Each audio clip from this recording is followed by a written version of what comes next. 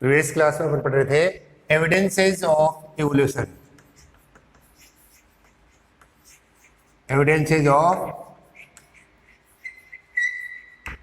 Evolution जिसमें सबसे पहले पढ़ा एनाटॉमिकल एविडेंस, जिसमें evidence from homologous organs, the organs in different organisms which are similar in fundamental structure and origin but may be different in function, they are called homologous organ. And आपको ये बताया कि homologous organs provide evidence in the favor of evolution as well as they prove common ancestry. यानी समजात अंग हैं वो जैव विकास को तो प्रमाणित करते ही करते हैं, इसके साथ साथ ये समपुरुषता को भी प्रमाणित करते हैं। यहां पर एक नाम आया था divergent evolution.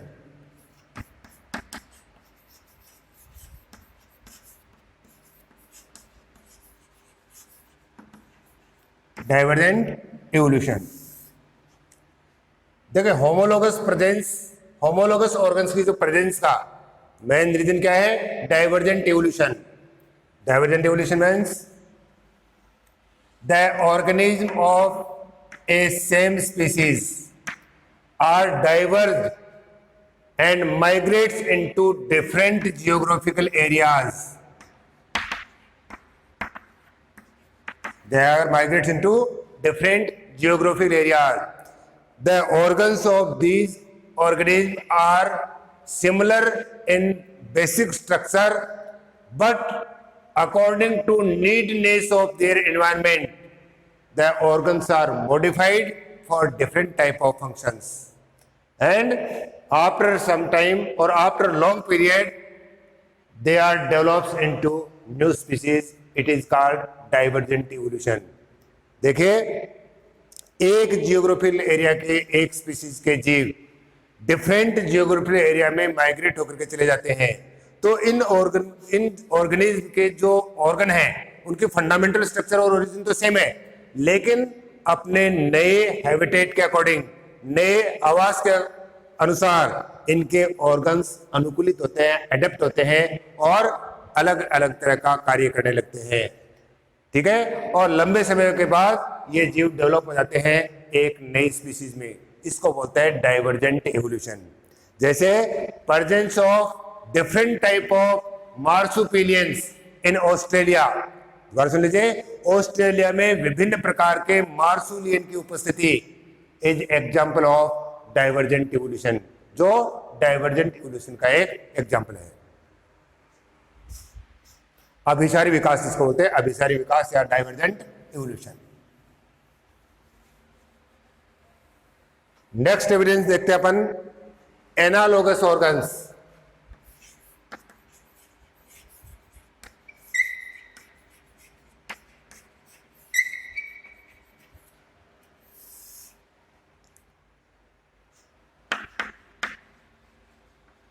Organs in different organisms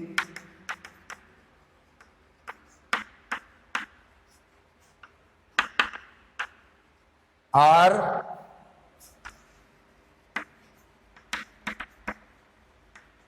different in basic structure, different in basic structure and origin, but similar in function, they are called analogous organs.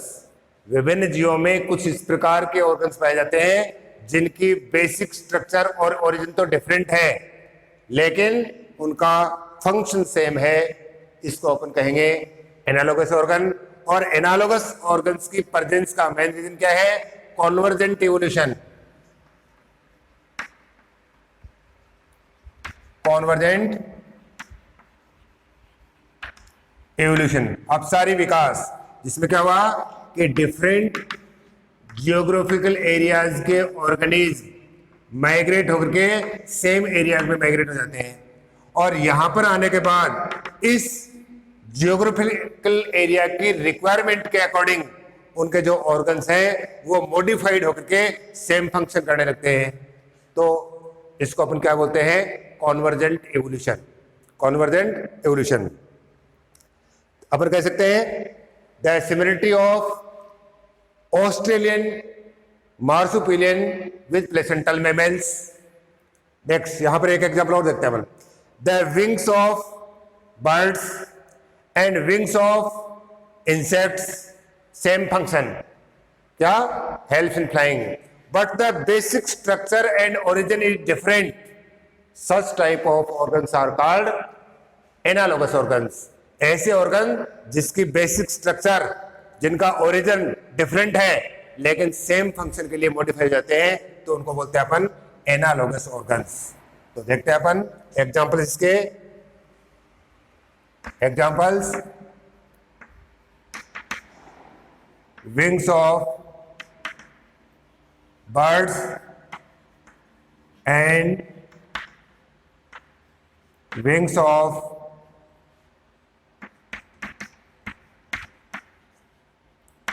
Insects. Second अपन कह सकते हैं eyes of octopus and eyes of mammals. Next अपन कह सकते हैं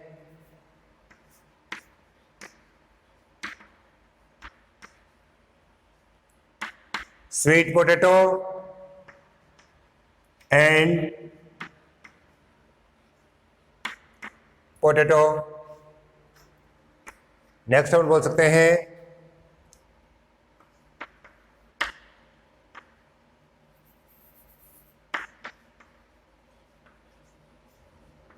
paddle of whale and fins of Scoliodon. All they are example of analogous organ, यानी जिनका फंक्शन सेम है लेकिन फंडामेंटल स्ट्रक्चर डिफरेंट है। जैसे पक्षियों के पंख, कीटों के पंख, ऑक्टोपस की आंखें, स्तनियों की आंखें, शकरकंद और आलू। यहां पर आप देखें दोनों का फंक्शन सेम है, क्या? Storage of food. But potato is modified stem and sweet potato is modified root, तो दोनों का ओरिजिन डिफरेंट है। Paddle of whale and fins of Scoliodon, ये सारे के सारे एग्जाम्पल किसके हैं? एनालोगस ऑर्गन्स के एग्जाम्पल हैं। तो homologous organ and analogous organ. Analogous organs provide evidence in the favour of evolution but does not prove common ancestry, यानी जो समवर्ती अंग है एनालोगस ऑर्गन, समवर्ती अंग, ये जैव विकास को तो प्रमाणित करते हैं लेकिन समपूर्वता को प्रमाणित नहीं करते हैं, यानी कॉमन एंसेस्ट्री को प्रूव नहीं करते हैं। तो नेक्स्ट था analogous organs.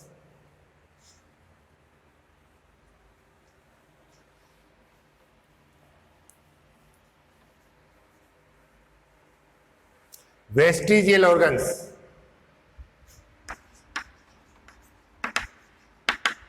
Vestigial organs,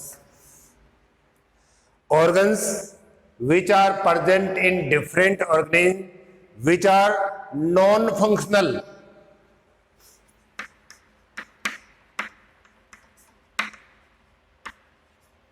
and not useful to organism। जीवों में कुछ इस प्रकार के अंग पाए जाते हैं जो नहीं तो क्रियाशील होते हैं और न ही उनकी कोई उपयोगिता है, but they are well developed in their ancestors, लेकिन ये ऑर्गन इनके पूर्वजों में विकसित प्रकार के हैं। Such organs are called vestigial organ and presence of vestigial organs prove that the common ancestry and also prove और also provide evidence in the favour of evolution.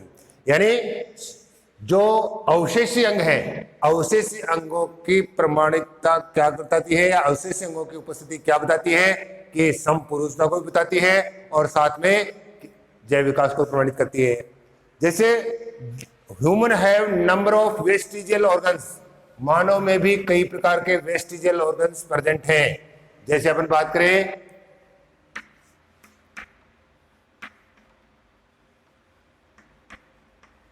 presence of hairs on body, जो इनके ancestor में आज भी present है। Function क्या है इनका? They form A thermo resistant covering around the body. Second, muscles of ear पिना की मसल्स, लेकिन ये नॉन फंक्शनल है, लेकिन अदर मैमल्स के अंदर ये फंक्शनल और वेल डेवलप्ड है। तो मसल्स ऑफ एयर पिना,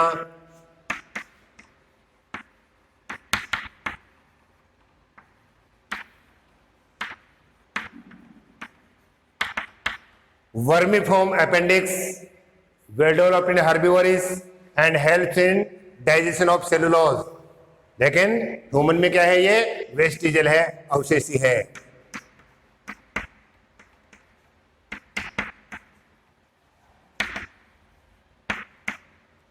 नेक्टाइटेटिंग मेम्ब्रेन ऑफ आई,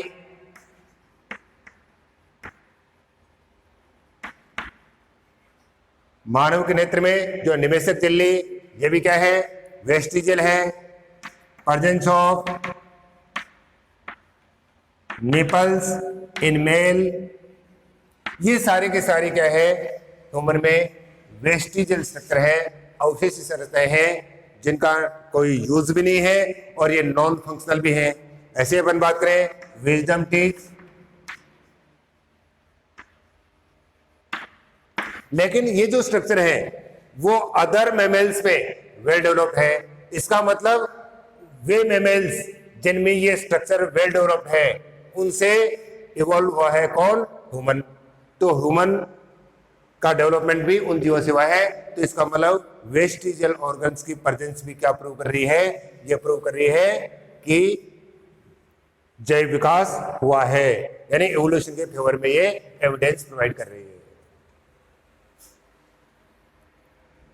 नेक्स्ट देखते हैं अपन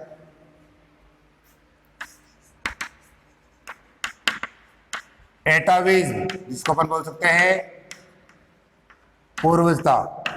इसका मतलब क्या है?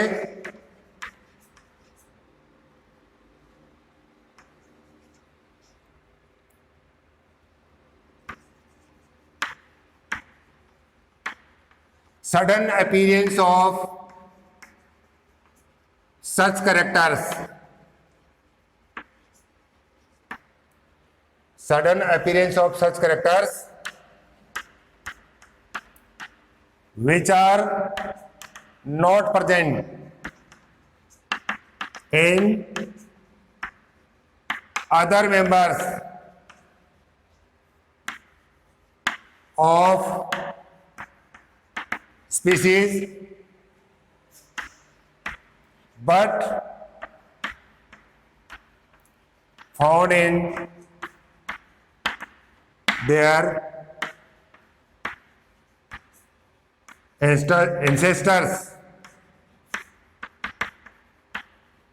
which was lost during evolution। यानी कई बार जीवों में अचानक से ऐसे करेक्टर अपीयर हो जाते हैं, ऐसे करेक्टर दिखाई देने लगते हैं जो उनकी स्पीसीज के अदर मेंबर्स में तो नहीं हैं, लेकिन उनके जो प्राचीन पूर्वज, उनके जो एंसेस्टर थे, उनमें वो करेक्टर अपीयर थे। तो इस प्रकार के करेक्टर्स का अचानक से अपीयर होना क्या कहलाता है? एटाविज्म, यानी पूर्वजता। जैसे अपन बोले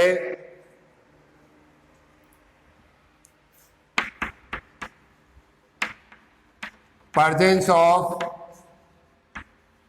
large and dense hairs in human,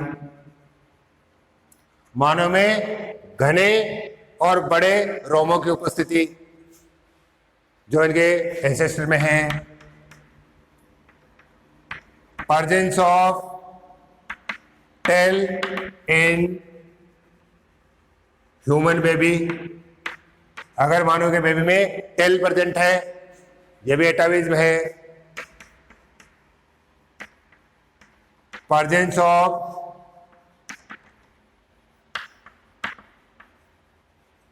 cervical fistula in human, cervical fistula मतलब रूमेंट्स ऑफ फेरिंजियल गिल स्लिट्स, यानी स्मॉल ओपनिंग जो अपने ईयर्स के पास में जो रिप्रेजेंट कर रहे हैं किसको, गिल स्लिट्स को, तो they are remnants of gill slits. इस तरह के करेक्टर अगर जीव में अचानक से उत्पन्न हो जाते हैं जो उनकी स्पीसीज के अदर मेंबर्स में तो नहीं है, लेकिन उनके जो एंसेस्टर हैं, उनके जो पूर्वज हैं उनमें उपस्थित थे, तो इस प्रकार के करेक्टर्स का सडनली अपीयर होना क्या कहलाता है, एटाविज्म या पुरुषता कहलाता है। और यह भी एविडेंस प्रोवाइड कर रहा है एवोल्यूशन के फेवर में, तो है एटाविज्म।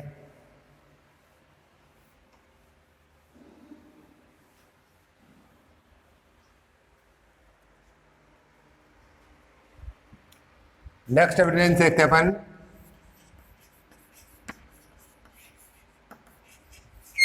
Connecting link, connecting links. देखिए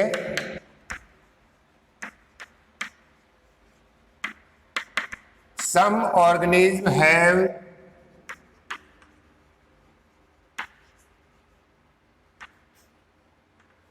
characters of two different groups. Some organisms have characters of two different groups. Such organisms are called connecting link between these groups. कुछ जीवों में दो डिफरेंट समूह के लक्षण पाए जाते हैं,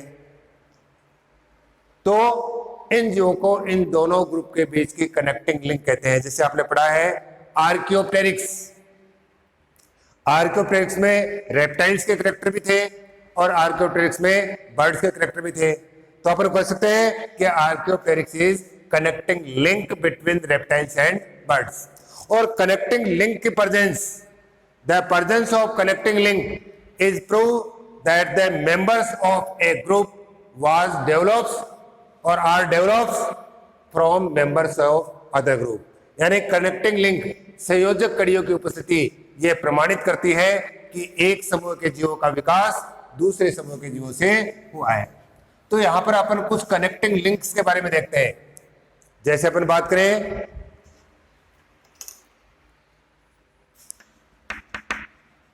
virus, connecting link between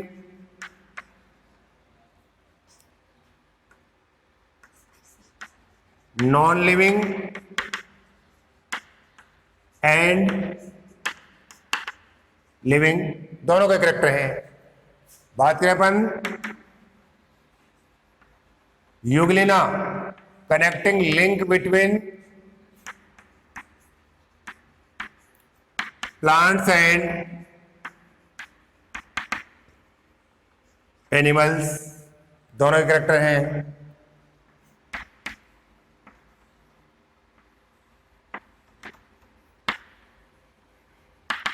प्रोटेरोस्पंजिया, connecting link between Protozoa and Porifera. ऐसे अपन देखें Neopilina, connecting link between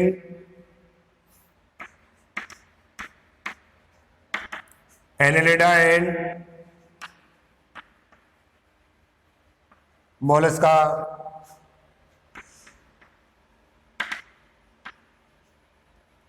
peripatus, connecting link between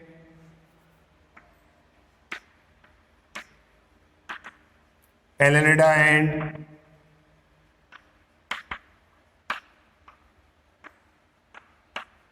Arthropoda.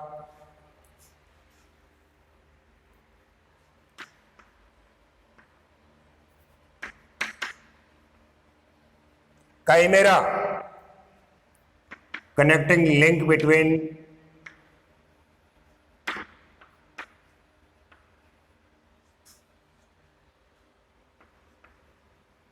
cartilaginous and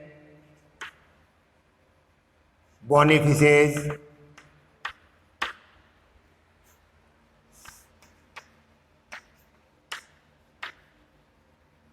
Protopterus, connecting link between Pisces and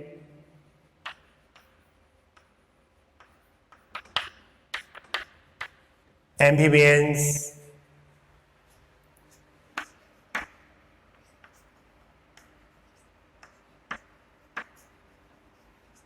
Archaeopteryx, connecting link between reptiles and aves. Echidna, connecting link between reptiles and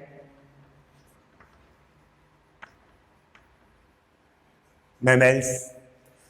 जैसे Euglena है, इनमें plants और animals दोनों के character हैं. प्रोटेरोस्पंजिया, protozoa और Porifera दोनों के करेक्टर हैं. इसका मतलब porifera are evolve from protozoa. इसी तरह से आप किसी को भी देखेंगे, जैसे काइमेरा में कार्टिलेजिनस और बोनी फिशेज दोनों के करेक्टर हैं. They have 5 to 7 pairs of gills with operculum, but in cartilaginous fish the gills are without operculum. लेकिन इसमें operculum है. किसका करेक्टर आ गया? बोनी फिश का करेक्टर आ गया. It means bony fishes are evolved from cartilaginous fishes. तो कोई भी जो कनेक्टिंग लिंक है वो कनेक्टिंग लिंक प्रूव कर रही है कि एक ग्रुप के जीव दूसरे ग्रुप के जीवों से इवॉल्व हुए हैं. तो ये था एविडेंसेस फ्रॉम कनेक्टिंग लिंक्स. और यहाँ पर कुछ कनेक्टिंग लिंक है, जैसे वायरस, यूग्लिना, प्रोटेरोस्पंजिया, नियोपिलाइना, पेरिपेटस, है ना, काइमेरा, प्रोटोप्टेरस, आर्कियोप्टेरिक्स, है ना, इकिडना, ये सारे के सारे क्या है? कनेक्टिंग लिंक है, संयोजक कड़ियां है.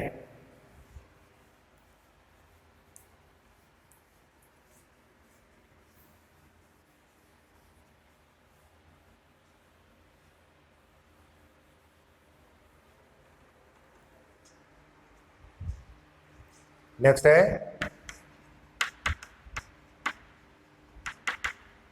Taxonomical evidence. टेक्सोनोमिकल एविडेंसेस देखें, all organism are classified into different groups on the basis of some similarities and dissimilarities. अब लार्ज ग्रुप हो या स्मॉल ग्रुप हो, जैसे लार्ज ग्रुप की बात करें तो अपन बात करें एनिमल किंगडम. किंगडम के बाद में फाइलम, फाइलम के बाद क्लास, क्लास के बाद ऑर्डर, फैमिली, जीनस और स्पीशीज. अब बात करें पर किंगडम की बात करें तो जैसे एनिमल किंगडम है तो उनमें कुछ न कुछ सिमिलरिटी है. सारे के सारे रेस्पायर करते हैं, सब में एक्सक्रीशन है, सब में रिप्रोडक्शन है, यानी कुछ कुछ सिमिलरिटी है. फाइलम की बात करें, जैसे फाइलम आप कोर्डेटा को ले लीजिए, सभी कोर्डेटा में कुछ सिमिलरिटीज हैं. Presence of notochord, presence of nerve cord, presence of gill slits. और ये जो सिमिलरिटीज है वो एक लार्ज टेक्सोन से स्मॉल टेक्सोन की ओर जाने पर बढ़ती है. और स्मॉल टैक्सॉन से लार्ज टैक्सॉन के जाने पर कम होती चली जाती है। तो एक ग्रुप के जीवों में जो सिमिलरिटीज हैं वो सिमिलरिटीज उनकी कॉमन एंसेस्ट्री को प्रूव कर रही हैं। जैसे एक लार्ज ग्रुप है कॉर्डेटा, और कॉर्डेटा के जीवों में जो सिमिलरिटी हैं वो प्रूव कर रहे हैं that the ancestors was all chordates are same, यानी सभी कॉर्डेट्स के एंसेस्टर क्या थे, सेम थे। और अगर ये सिमिलरिटीज लोअर टैक्सॉन को चलने पर बढ़ती जाती हैं, इसका मतलब वो उनके जो नियरेस्ट एंसेस्टर्स हैं उनको बता रही हैं। जैसे एक जिनिस के जो एंसेस्टर हैं वो बहुत ही नियरेस्ट है, एक फैमिली के उनसे थोड़े दूर है, यानी लार्ज टैक्सॉन से स्मॉल टैक्सॉन की ओर चलने पर जीवों के अंदर सिमिलरिटीज है वो बढ़ती चली जाती है। और एक टैक्सॉन, एक ग्रुप के जीवों की जो सिमिलरिटीज है वो क्या बता रही है, कॉमन एंसेस्ट्री को प्रूव कर रही है। तो ये था taxonomical evidences.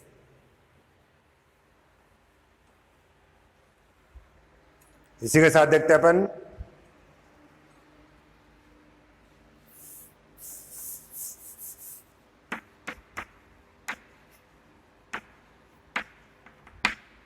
Geographical evidences.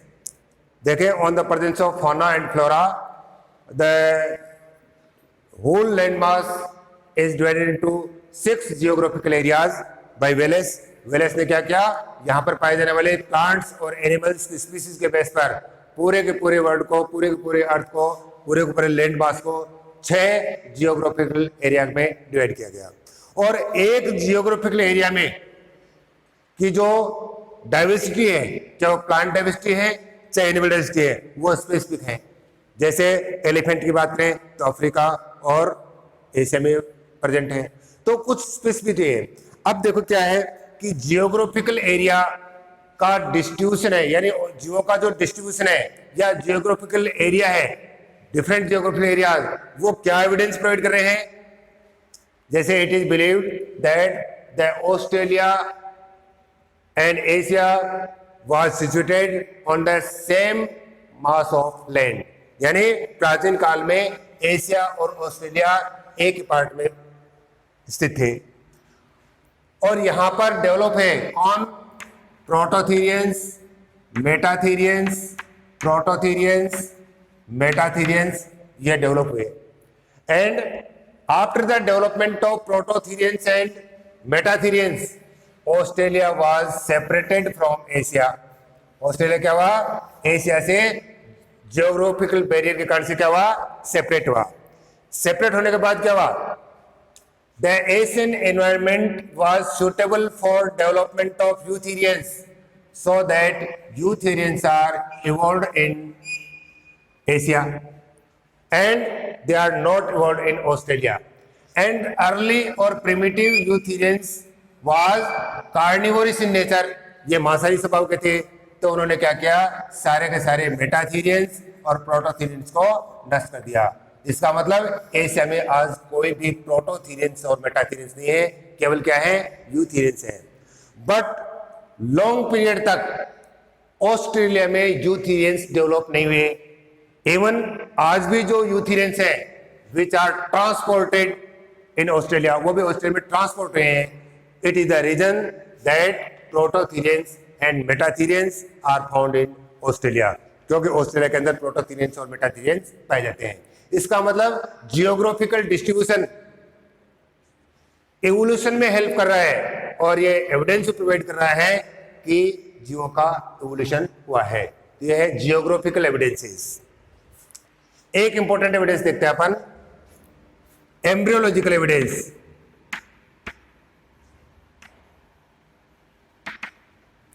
Embryological evidence देखिए, all sexually reproducing organism begins their life from single zygote. सभी लैंगिक जनन करने वाले जीवों की लाइफ एक सिंगल जाइगोट से स्टार्ट होती है। जाइगोट में क्लीवेज होते हैं, मोरुला बनता है, मोरुला से ब्लास्टुला बनता है, ब्लास्टुला से गेस्टुला बनता है। तो जाइगोट से लेकर के गेस्टुला बनने तक की स्टेजेस सभी जीवों के अंदर सिमिलर हैं। It prove the common ancestry, ये समपुरुषता को प्रमाणित करता है। And in all vertebrates the after gastrulation stages are also similar for long period. Gastrula के बाद की अवस्थाएं भी वर्टिब्रेट्स में लंबे समय तक समानता प्रदर्शित करती हैं, जो क्या बता रहा है, इन जीवों की कॉमन एंसेस्ट्री को बताता है। अकॉर्डिंग टू हैकल ने एक दिया था बायोजेनेटिक लॉ।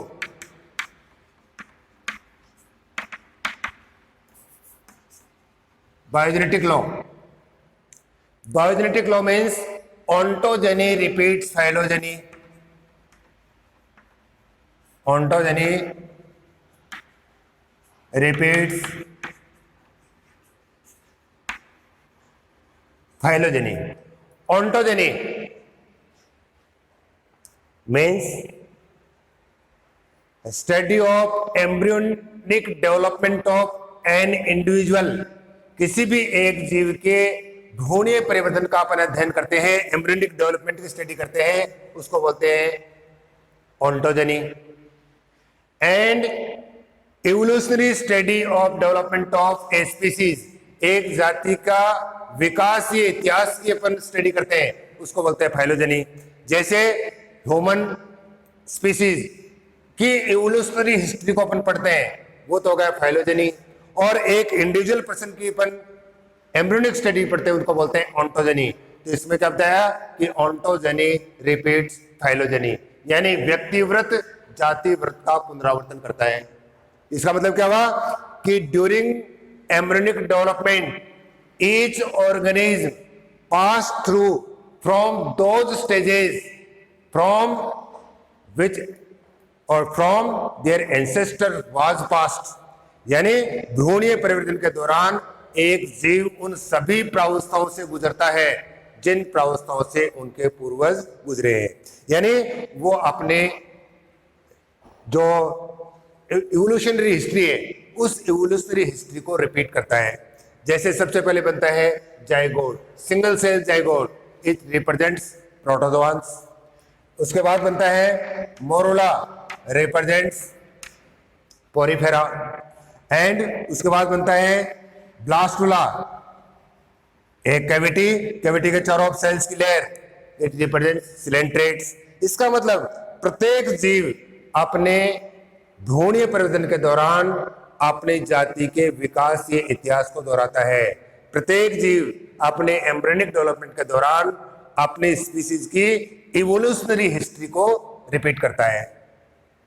अगर अपन एम्ब्रियोनिक डेवलपमेंट की बात करें तो ह्यूमन में देखें, presence of pharyngeal gill slits during embryonic development,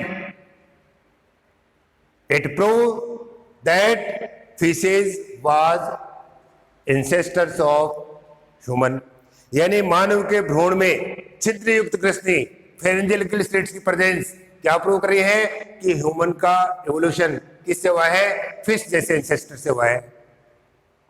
next एक एग्जांपल और देखते हैं, that tadpole larva of frog is more similar or have more similarities with fishes than the amphibians।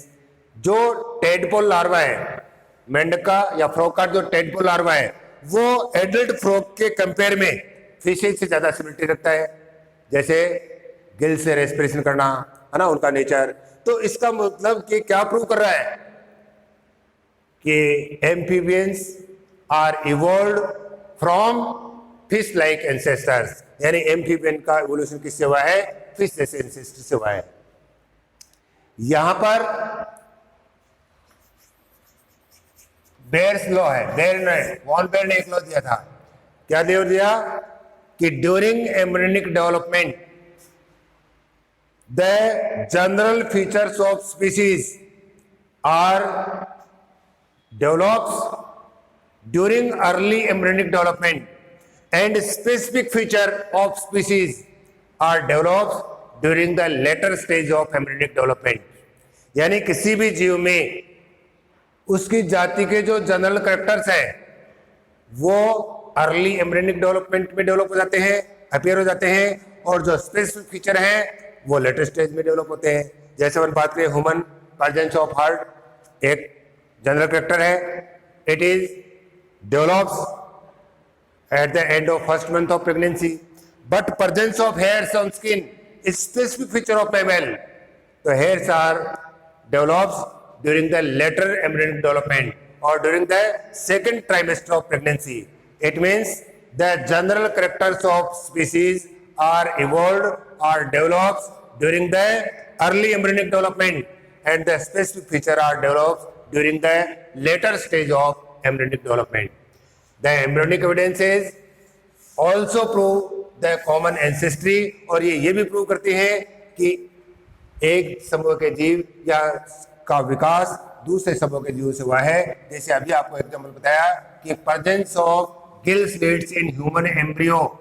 Human के एम्ब्रियो में गिल स्लिट्स की presence क्या prove कर रही है कि ह्यूमन का इवोल्यूशन किससे हुआ है? फिश लाइक एंसेस्टर से हुआ है. एक एविडेंस है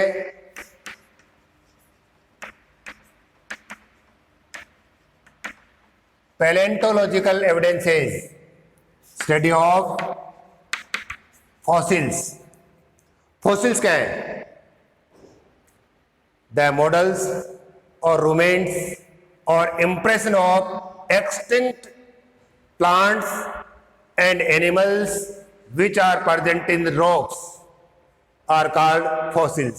यानी चट्टानों में मिलने वाले मृत पादपों एवं जंतुओं के अवशेष अथवा उनकी छाप, इंप्रेशन और मॉडल्स और रूमेंट्स of extinct animals and plants which are present in rocks are called fossils. Fossils provide direct evidence in the favor of evolution. And the petrified fossils are most common fossils which are found in sedimentary rocks. औषधि चट्टानों में मिलते हैं. Petrified fossils क्या है? जैसे एक hard part है बॉडी का, इसके जो ऑर्गेनिक साल्ट वाला पार्ट था वो डिकम्पोज हो गया, तो यहाँ पर आकर के साल्ट डिपोजिट हो गए और उसकी शेप को वैसा वैसा बना दिया, तो इसको बोलते हैं पेट्रिफिकेशन. अरे पेट्रिफिकेशन. और पेट्रिफिकेशन से जो फॉसिल्स बनते हैं उनको बोलते हैं पेट्रीफाइड फॉसिल्स, जो सेडिमेंट्री रॉक से पाए जाते हैं. तो यहाँ पर ये देखा गया कि जो एल्डर रॉक्स हैं उनके जो फॉसिल्स हैं which are similar and the newly rocks हैं उनके जो फॉसिल्स हैं वो है कॉम्प्लेक्स. इसका मतलब क्या हुआ? यानी जो गहराई में जो रॉक्स हैं उन पे जो फॉसिल्स हैं वो सिंपल टाइप के मिले हैं और जो अपर लेयर की जो रॉक्स हैं उनके जो फॉसिल्स हैं वो कॉम्प्लेक्स टाइप के हैं. क्या प्रूव कर रहा है? कि complex organism are evolved from simple organism. इसके साथ साथ जैसे कुछ कनेक्टिंग लिंक भी मिली है फॉसिल्स के अंदर, जैसे आर्कियोप्टेरिक्स. आर्कियोप्टेरिक्स जो फॉसिल्स हैं वो उनमें क्या है कि some characters they have reptile like and some are birds like. कुछ तो रेप्टाइल के कैरेक्टर और कुछ बर्ड के कैरेक्टर. तो जब आर्कियोप्टेरिक्स के फॉसिल्स हैं वो क्या प्रूव कर रहे हैं? The birds are evolved from reptiles. यानी बर्ड किससे इवॉल्व हुए हैं? रेप्टाइल से इवॉल्व हुए हैं. तो यहां पर अपने देखा कुछ एविडेंसेस जो क्या प्रूव कर रहे हैं? जो प्रूव कर रहे हैं कि सिंपलेस्ट या सिंपल ऑर्गेनिज्म से मॉडर्न कॉम्प्लेक्स ऑर्गेनिज्म बने हैं. यानी एक ग्रुप के जीव दूसरे ग्रुप के जीवों से इवॉल्व हुए हैं, है ना. और ये साथ में कॉमन एंसेस्ट्री को भी प्रूव कर रहे हैं, जिसमें डिफरेंट टाइप के अपन ने एविडेंसेस देखी. उसके बाद में अपन देखेंगे थ्योरीज ऑफ एवोल्यूशन कि एवोल्यूशन के बारे में क्या क्या सिद्धांत दिए गए हैं, जो नेक्स्ट क्लास में अपन पढ़ेंगे.